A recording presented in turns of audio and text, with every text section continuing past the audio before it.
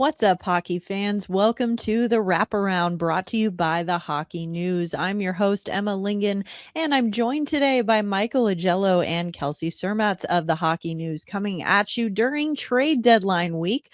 Lots to talk about today. News breaking even as we speak. So, want to get into it quickly here, but before we do, want to remind you that for over 75 years, the Hockey News has been the ultimate hockey fix. Now get 12 issues delivered straight to you, packed with stories, stats, and a bonus gift issue to kick things off. Head over to thn.com/free and get in on the action. All right, y'all. Getting right into it, trade deadline week. First off, starting with some contract extensions. Kiefer Sherwood, 5-year contract extension with the San Jose Sharks, AAV of $5.75 million. Significant raise for him from his current salary of $1.5 million. Of course, Sherwood is 30 years old. The Sharks acquired him from the Canucks in January. He has 25 points in 49 games this season. Mike, what do you think of the signing for the Sharks? Do you think this was smart for them to keep Sherwood long term, or should they have looked to shop him again?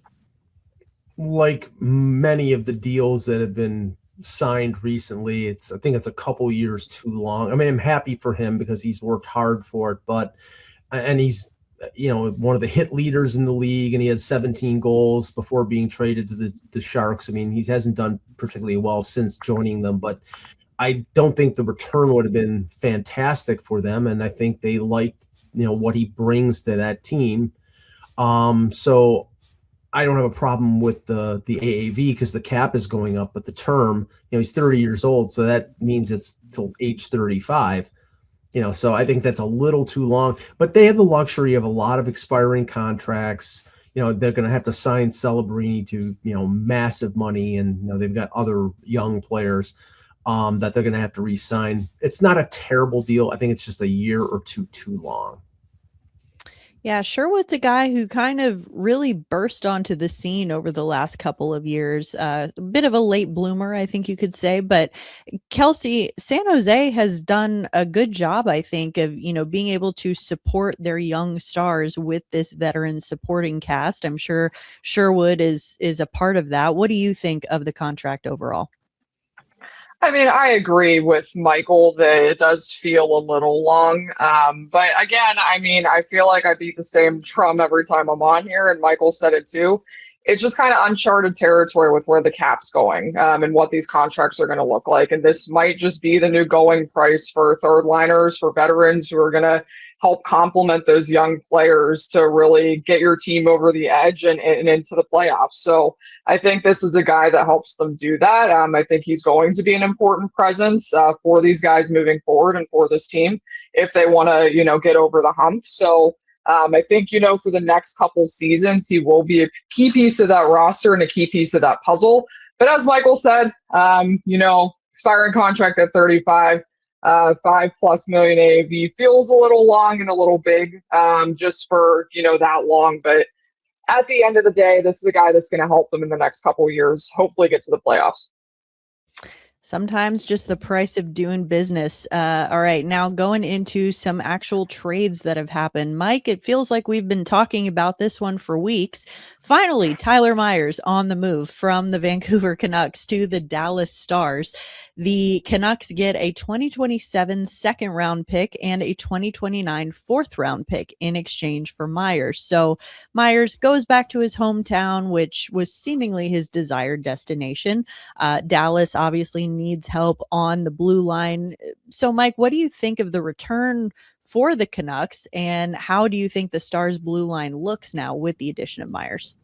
I think the return was as good as could be expected for Vancouver based on where this situation was. I mean, it's obviously a black eye for the Detroit Red Wings, who apparently had the deal in place, and he not want to go to Detroit, but he did want to go to Texas, to Dallas. So I'm surprised that Vancouver was able to extract a second and a fourth round pick for him. I mean, Myers is a solid defenseman, big wingspan. I mean, I remember him playing as a rookie in Buffalo. He won the Calder Trophy back in, I think it was 2011 or 2012. Very, very good defenseman. Not overly exciting offensively, but provide some depth to a defense with Dallas. I mean, they're very top heavy with Harley and Heiskanen. Esa Lindell is a good defensive defenseman. Bischel is a young guy with a lot of size. I think Myers probably fits in as a penalty killer and bottom pairing guy. So that's a pretty good ad. Kelsey, what do you think of this deal for Dallas and for Vancouver? I mean, I think there's a such thing as, both sides winning, and I think both sides got out of it what they wanted to get out of it here. I as Michael said, I think this is a good ad for Dallas. Kind of already, gives them a little bit of stability on that bottom pairing. I think that'll be good for them. And then as far as Vancouver, I mean, as you already said, it's kind of the situation was a little muddy as it is. Obviously, it sounds like he went where he wanted to go. We don't know what that looked like behind the scenes. If there was, a little bit of, limited, if they were limited in terms of destination. So I think this is pretty much all you could ask for in terms of a return for Vancouver as well. So I think this is just a win-win for both sides. I don't have any problems with this trade. All right. Well, elsewhere in trade news, feels like not the first time that I have said this on the show, but the Edmonton Oilers have made a trade that is raising some eyebrows all around the league. So we're going to talk about it.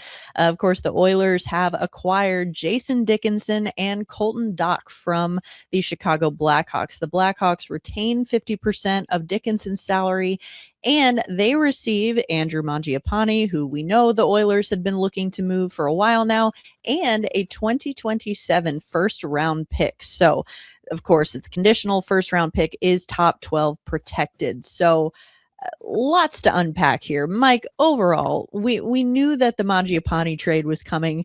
Don't know that we necessarily expected it to look like this. So, what are your thoughts overall on this deal? Do you think it was an overpay by the Oilers? The hits just keep on coming with Stan Bowman. Honestly, this is a baffling trade. I mean, the Connor Murphy deal I thought was an overpay because Connor Murphy is sort of a limited right shot defenseman. He's not terrible, but I thought it was a half measure based on like who they were rumored to be going out and looking at in terms of defense. And in this instance, they really paid through the nose to get rid of Mangiapane. He's a $3.6 million cap hit for next season. They put him on waivers, so the most that they could do is bury a little over $1 million. And they paid a first-round pick. They don't have a 2026 first. Now they don't have a 2027 first. I think they're basically saying, well, we've got to win in the next couple of years. Otherwise, Connor McDavid is going to leave. And in my personal opinion, he's going to leave. So they've got to do whatever they can over the next couple of years. And Dickinson is a solid bottom six guy. He's a veteran guy. Colton Parayko, I don't think much of him as a prospect. But giving up their first-round pick for that kind of return just to get rid of Mangiapane, I mean, just talk about mismanagement. That there's two words: Stan Bowman. Well, Kelsey, your Pittsburgh Penguins were also part of a trade earlier this year, a questionable trade by the Edmonton Oilers that has worked out quite well for the other team. In this case, it was the Penguins. Looks like this case, Chicago comes out with yet another first round pick as they build their young core. I mean, what do you think overall of this deal? Like we said, we knew Mangiapane was getting traded, but do you think it was worth throwing in a first round pick in 2027 just to get rid of that contract? I do not. I think this is a pretty massive overpay for the Oilers, and they have a track record of doing that, especially lately. And, I mean, obviously this is a situation where, as Michael said, they're getting a solid bottom six center. This is a guy who will help shore up the center position for them. So it's a little bit different in a positional sense, obviously, between Mangiapane and Dickinson and just the role that they're going to play on this team.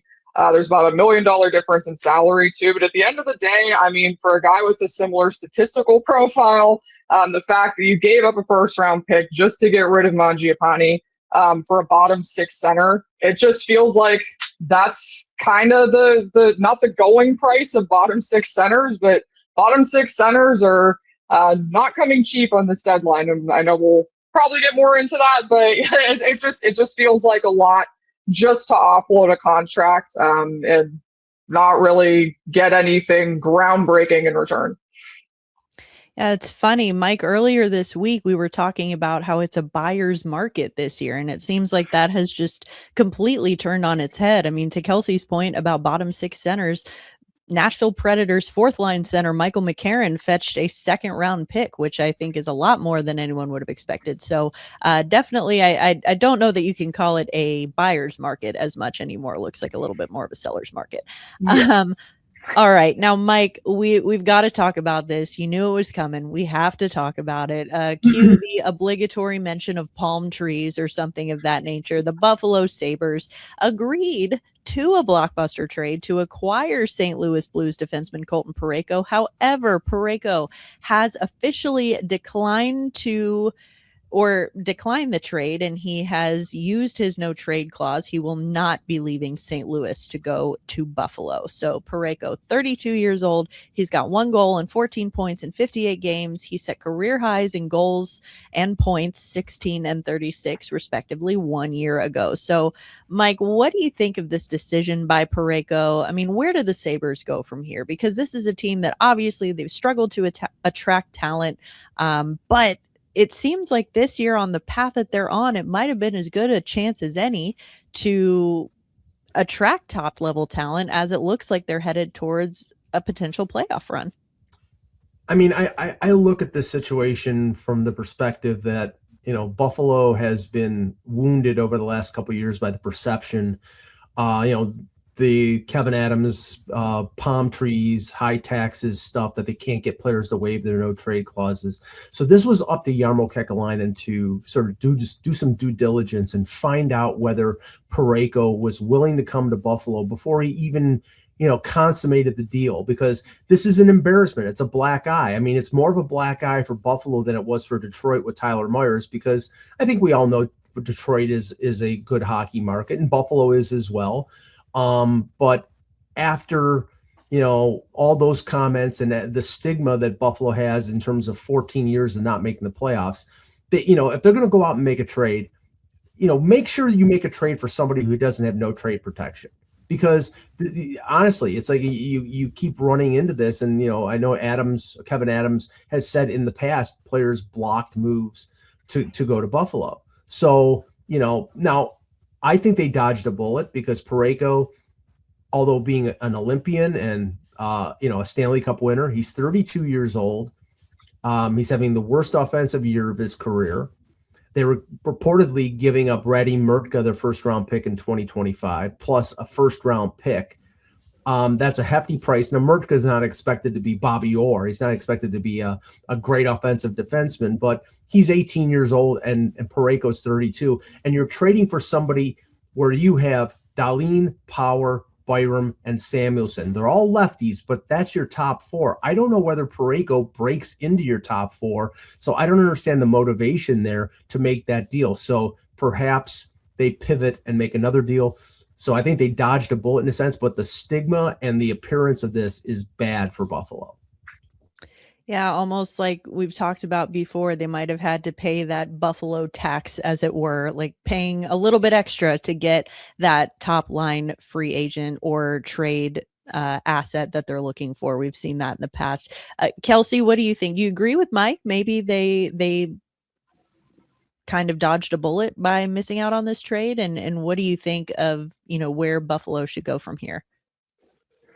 I do kind of agree, because another thing too, he makes $6.5 million through 2030. So this isn't like a short-term thing either. This wouldn't have been a short-term commitment for the Sabres. And I do think, in terms of Michael mentioned, he might not even break into their top 4. There's just other options, cheaper options on the market that can probably kind of take care of the same depth concern that Parayko would have. So I don't know. I think there are other options for them, cheaper options that they can maybe explore and look elsewhere. I do think this is a little bit of a bullet dodge by them, but at the end of the day, it still looks bad on Buffalo just with how everything transpired. And just, as Michael said, another black eye. It's tough to see this keep happening to them.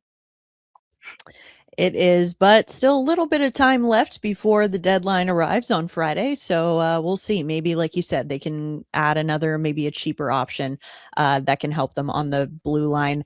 We talked about how this is a buyer's, or maybe no longer a buyer's market, now a seller's market, which leads me to my next point. We got to talk about this MacKenzie Weegar trade. So Utah gets Weegar, Calgary gets deep breath, Oli Mata, Jonathan Castagna, and not one, not two, but three 2026 second round picks. So, of course, Utah's own pick, plus those of the New York Rangers and the Ottawa Senators. So, Mike, what do you think of this addition for Utah? First of all, do you think it was an overpay by them? And what do you think of the return for the Flames, who are very clearly the sellers here? The benefit of having draft capital is using it. Now, whether you use it to make trades or you use it to draft players, that's up to the general manager. You look at the defense of the Utah Mammoth, and you have Sergachev as your top defenseman. I think Weegar probably slots in as your number two. And then it really sort of drops off. He's a lot of aging veterans like Marino and Nate Schmidt and Cole. I mean, it's not a particularly deep defense. So I understand the motivation of Bill Armstrong to go out there and add Weegar, who's still a really good defenseman. I think he's 32 years old and making $6.25 million. So that's not, he's not too old and he's not making too much. But I think the return for Calgary is fantastic. I mean, 3 second-round picks in a deep draft, that's great. And they're all, Ottawa is probably missing the playoffs. The Rangers will be a pick, basically almost like a first-round pick because they're going to be at the top of the draft. And Utah, if they make the playoffs, great. If they don't, it's pick in the middle.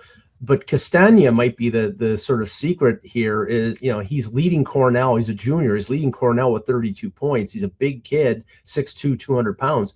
That might be somebody who's a pretty good prospect, and after another year, maybe steps right into the NHL. So I think a pretty good return for the Flames.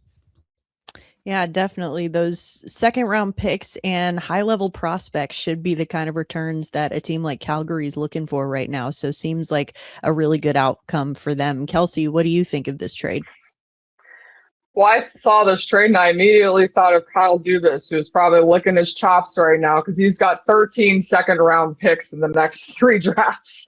So, I mean, this is a good day for any GM with a lot of second round picks, a lot of third round picks, because, I mean, it seems like a lot. And as Michael mentioned, 2 of those second round picks should be pretty high up in the draft. So, in the second round. So this is a good return for them. And I think, too, in terms of Utah, they're going for it. I don't have an issue with them basically wiping out their second round draft pick pool in 2026 for a shot at the playoffs. And as Michael mentioned, Weegar's a really good defenseman still. And he's also signed through 2030.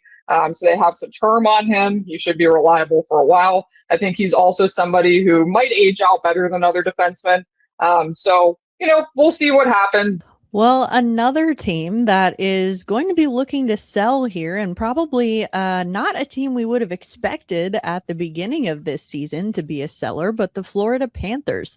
They're pretty much out of it now, so they're looking to move what they can. Elliot Friedman reported earlier this week it's possible the Panthers look to trade away Sergei Bobrovsky. So he is in the final year of a 7-year, $70 million contract, obviously helped lead the Panthers to consecutive Stanley Cups. Friedman noted that the negotiations between the Panthers and Bobrovsky have been a challenging process, which opens up the opportunity for him to be dealt here. Obviously, veteran goaltender, definitely later in his career, kind of would be looking for anything short term here.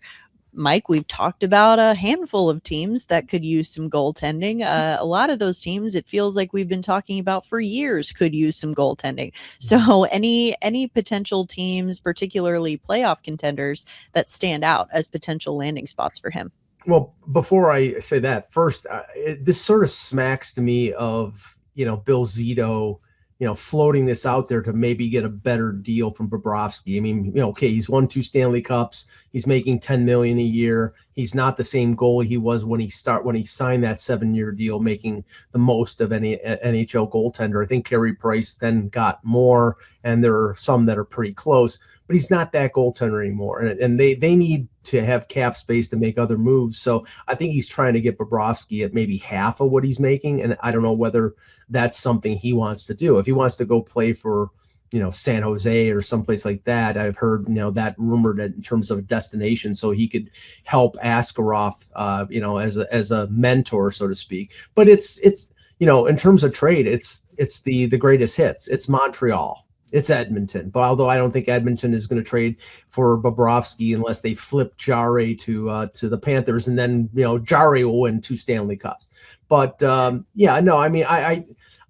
I think it's probably a team like Montreal, maybe Carolina, because we know Freddie Anderson is not dependable in the playoffs, and Brandon Bussey is, he's had an impressive year, but I don't know if they want to hitch their wagon to him. So there are 2 or 3 teams out there that would make sense, but it's all a question of whether they really actually want to trade him or not.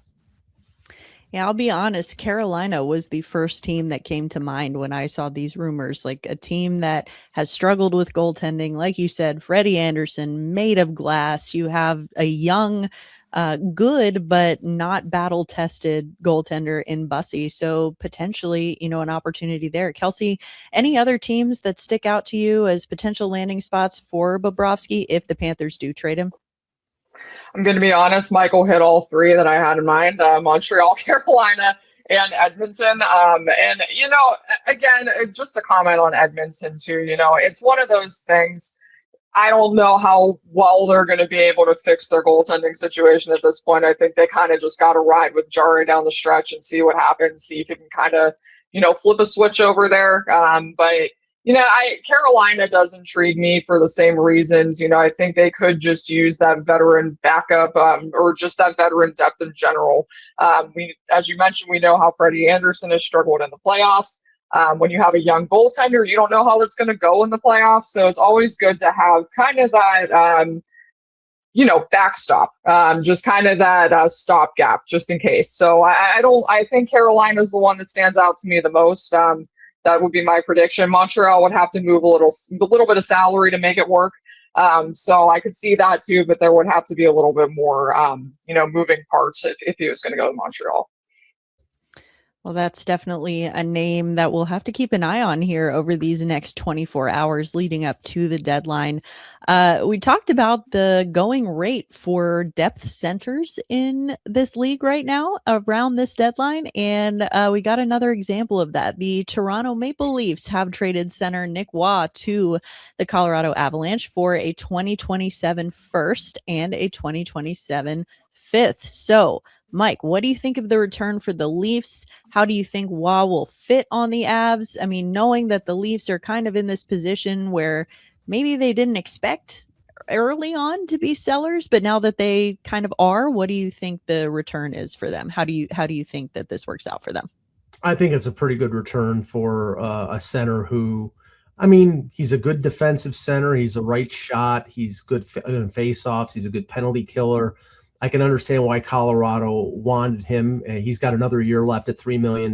He's never going to score a bunch of goals, but they don't need that. They have Brock Nelson and Nathan MacKinnon as their 1-2. Now you slot in Roy as your third line center. Maybe Jack Drury plays on the fourth line. You move Colton to the wing. It just increases the depth of their forward group. And it's going to be really tough for them with Dallas and Minnesota in their division to get through to the Stanley Cup final.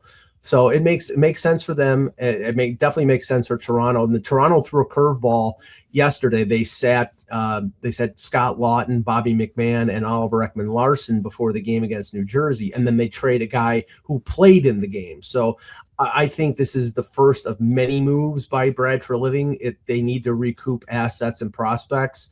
And after Kelsey said something about Kyle Dubas having 13 second-round picks, well, maybe 10 or 11, and maybe a couple of those go to Toronto, his old team.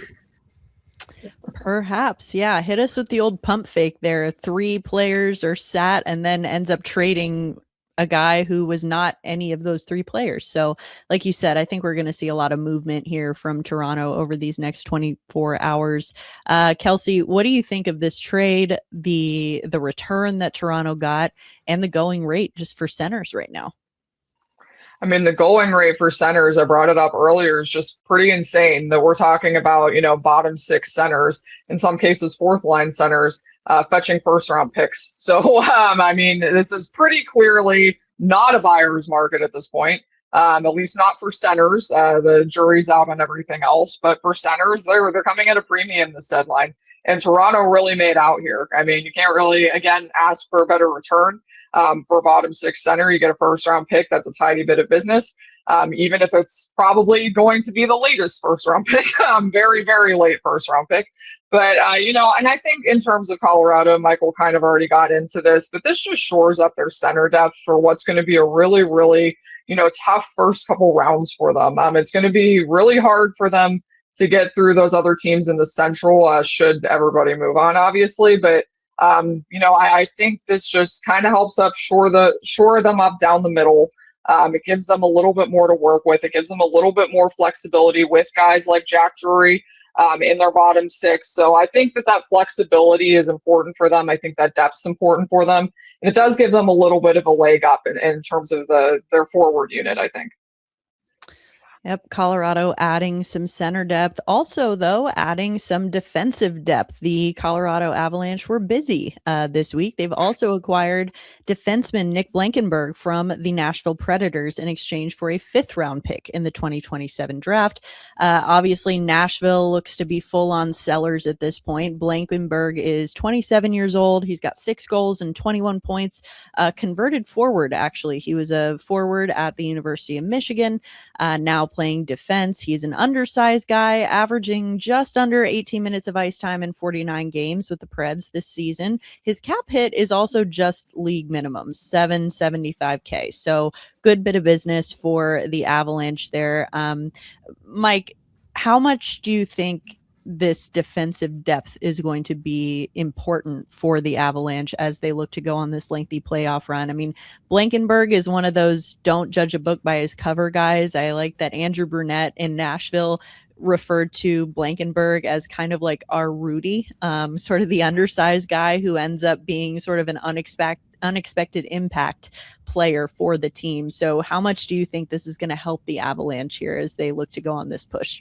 The first thing I thought when I heard about this trade is they probably are going to get that smallish jersey from Sam Girard and just slap Blankenburg on it. So, I mean, I think it's a good depth move, but you have to look at the Colorado defense. They add Kulak, they get rid of Girard. They've got a 40-year-old Brent Burns on there who's remarkable, but still he's older. I mean, we know what's going to happen. Devin Taves and Cale Makar are going to play more in playoff games than they did for Team Canada in the gold medal game. So they're going to probably play 27, 28 minutes a night. And if you have Cale Makar, of course you're going to do that. But you do need other players to plug in, and Blankenburg is a right shot defenseman who has some pretty decent offensive stats and can move the puck. So I think it's a good depth move. I'm a little surprised that Barry Trotz didn't get more than a 5th round pick for Blankenburg. He's only 27, and I think you could have held out for something a little more. But it may be a benefit for Blankenburg because he may have a Stanley Cup ring at the end of it.